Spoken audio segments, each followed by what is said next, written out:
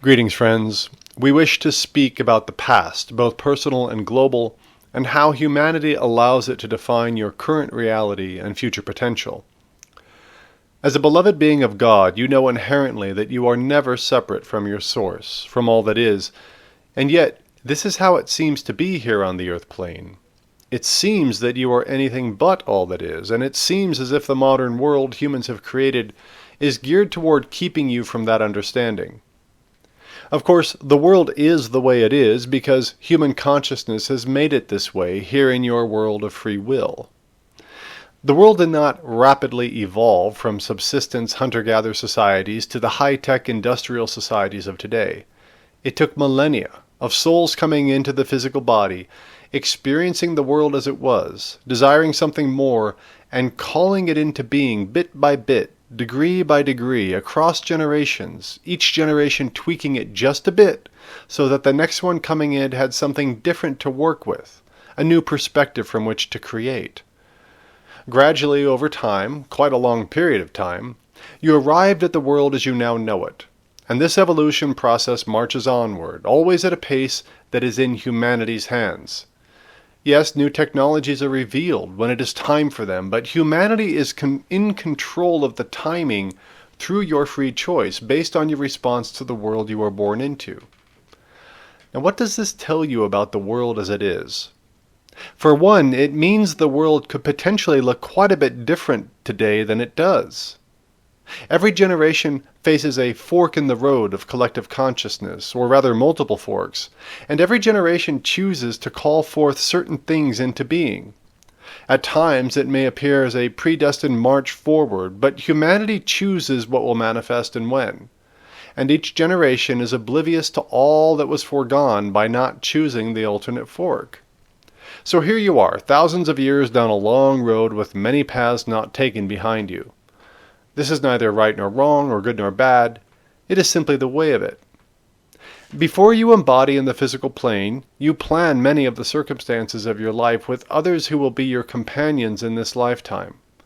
They include those that you call your friends and those you would call enemies. Together, you choose the life experiences that will bring you the most progress toward your realization that you are one with all that is. You often choose your experiences to balance, integrate, and transcend the beliefs and judgments about who you are, beliefs that you adopted in previous lifetimes. Your choice of experience is framed by, number one, the progress you have made on your soul's journey toward awakening, and number two, the world as it is in its current state of societal development. Now, there are two important things to take away from this. First, the circumstances in which you find yourself are random when viewed through the long history of choices humanity has made in each generation. In other words, the circumstances of the world around you would look very different today had humanity collectively chosen this fork over that fork in any past generation.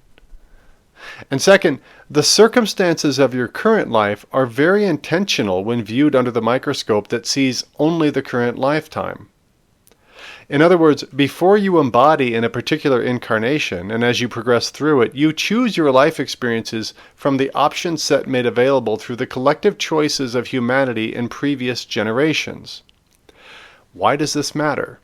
Because one of the biggest challenges humanity faces in your path to realization of your divine nature is the belief that you are incorrect, damaged, broken, not enough, incomplete. Choose whatever term resonates with you the most, but they are all facets of self-worth. The idea that you are not enough is completely fabricated by the global society in which you now live. At the same time, you chose to embody into this world and manifest circumstances and people within this context because it will bring your soul the growth that you seek. Simply put, it is all made up. But you choose to embody into it as though it is real so that you can realize how big you really are. Upon your birth, it is as though you parachute into a land that is both strange and familiar. You have a goal to discover a beautiful place. Let's call it the City of Gold. You come hardwired with an internal map to help you find your way. A map that is invisible to most others, but that will guide you to the city if you are aware of it and how to use it. Alas, you land with a thud and wake up with amnesia. Others who have been in this land already for multiple years take you in and start to teach you about the place. They can't see your unique map, and they likely don't know your mission. Most have never awakened from their own amnesia, so they teach you as best they can about how their world works and how to function in it, what your goals should be, what to think, what to eat, how to relate to your body, how to judge others, who God is, who your enemies are, what is right and what is wrong. You adopt their truths, largely oblivious that the map is within you, although there is a part of you that never forgets. This is what you know as the still small voice, or your intuition. As you get older and start to form your own opinions of the world, you may start to pay more attention to that voice. There's a feeling that there must be more to it than what you were taught, that somehow the way of things, the way that they are, just can't be all that is. Some of you are encouraged in this exploration of personal truth, but most of you are discouraged. Your teachers have long ago chosen to ignore their own personal truth. And sometimes, often in fact, you then judge those who took you in and showed you their view of things. You see others who were taken in by people who were more loving, less fearful, less judgmental, kinder, or more in touch with their own internal map, and you think, why couldn't I have had parents or teachers like that? I was given all this limitation so early in my life, and I'm still struggling to overcome it. I love those who raised me, but I hate how they raised me. If only, if only, if only. We want you to know that you are not a victim in this setup at all. You had full knowledge upon entering this life who would raise you and the potential for what they would choose for you and themselves. And you chose to embody with them because you knew it would be the quickest path for you to realize how magnificent you actually are. Yes, the circumstances of your life reflect your optimal path to awakening. Therefore, our advice is to stop complaining about whatever it is you don't like about how you were raised. In any circumstance, there is both gold and shadow. Given the way the Earth experience is set up today, again, because it is what humans have chosen it to be over time, you simply do not get to the city of gold without first traversing the Shadowland. Here in this plane of duality, there are two sides of the same coin. You leapt willingly into the Shadowland, knowing that your awareness of your internal map would be limited. And yet the goal remains the same, to find that city of gold. You could say, well, that's a really difficult and unfair to do. And you could get angry at God about it and sit in your bucket of anger and regret, or you could very quickly rise above it all by seeing that it is your fastest path to awakening. A person born into a life of complete ease in which everything seems perfect and they want for nothing has little incentive to seek the city of gold, because they seemingly already have it. Without the opportunity to experience fear and limitation in one form or another, such as lack or shame or regret, there is no reason to question anything. Consequently, there is very little soul growth. All this to say, the best stance to take toward the circumstances and people that define your past experience in this carnation is one of gratitude. Not necessarily for the choices that they made for you, but for the opportunity to come into awareness that you are neither those choices nor the results of them. When viewed through the lens of the higher self, any and all life experience that causes you to access your map and seek the city of gold is a very productive experience. Yes, from the human point of view, of course it is unconscionable what some will do to others, especially to the innocent and the vulnerable. Never do we condone such things, but neither do we deny them. Why?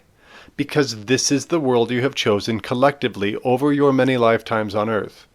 Humanity created these circumstances, and when you are not embodied in the physical, you make plans to use them to your advantage, to help you find your map of self-discovery, with the ultimate goal of choosing a world in which they no longer exist. In that regard, there is no negative judgment about any of it. It is simply dark energy that humans have created together that needs to be brought back into the light.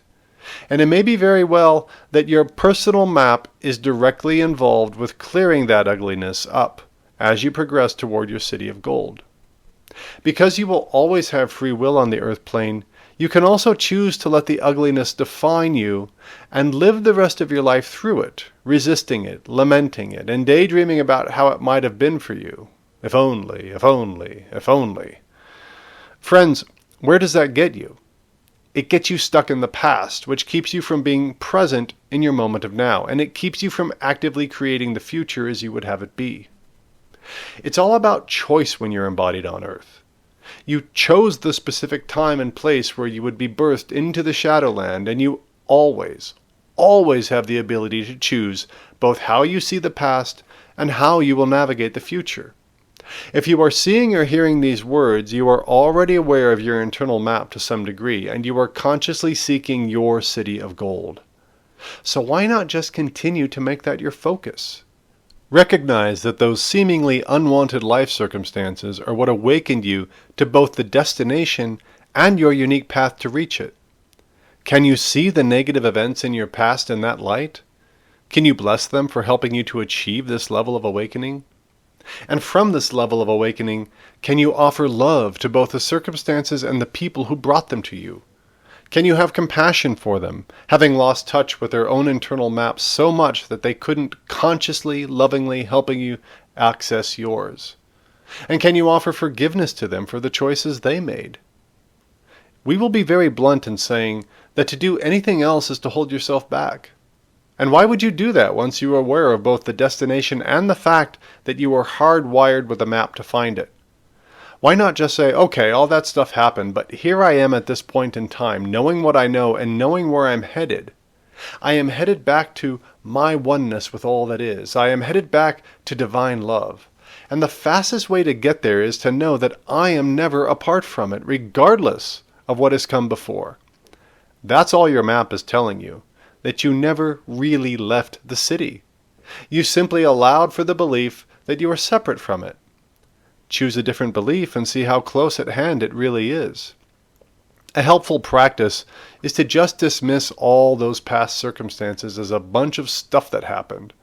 Take both the unpleasant memories and the pleasant ones and just lump them all together into a big box called the past.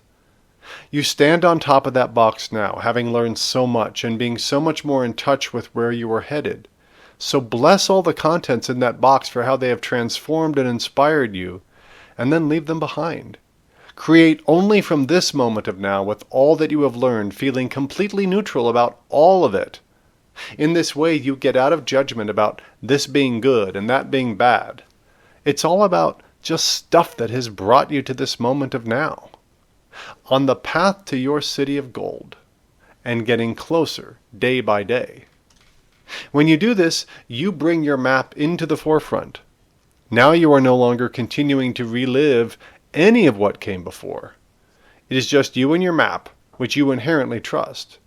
You are free of the limitations imposed by society and your individual life experience. You are free to choose from an unencumbered perspective, and that is a much more productive place from which to create your reality. Give it a try, friends. Whenever a negative memory or regret about the past comes up, just put it into the big box you stand on top of now. Affirm your understanding that it was just a bunch of stuff that happened, and ask, what do I choose for myself going forward? Consider these truths carefully, and we wish you blessings on your journey.